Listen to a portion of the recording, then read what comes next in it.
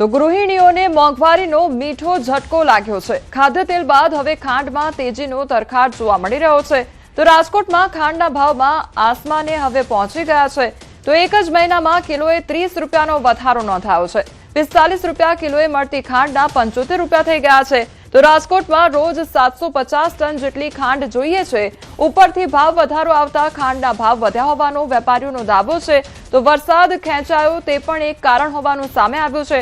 હવે ખાંડના ભાવ 70 ની આસપાસ રહેશે। મોટા ઘટાડાની શક્યતા બિલકુલ નહિવત જોવા મળી રહી છે।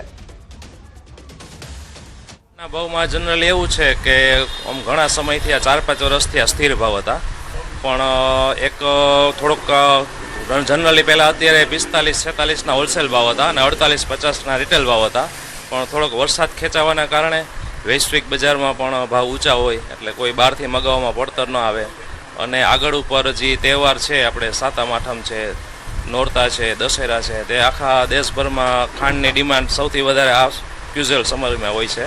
એના હિસાબે થોડુંક વધારે તેજી જોવા મળી છે। અત્યારે છૂટક બજારમાં હોલસેલ સ્તરે મિલના ભાવ પ્રમાણે તો અત્યારે પડતર ગણો ટેન્ડર પ્રમાણે તો 70-72ની પડતર થાય છે અને 75-76 ભાવ વેચાવી જોઈએ, પણ થોડુંક અત્યારે ખૂબ વધારે તેજી એવી છે, નફારૂપી વેચવાલી છે। એના હિસાબે અત્યારે 66, 67, 68 રૂપિયા હોલસેલ સ્તરના ભાવ છે અને રિટેલમાં 70-72ના ભાવ છે।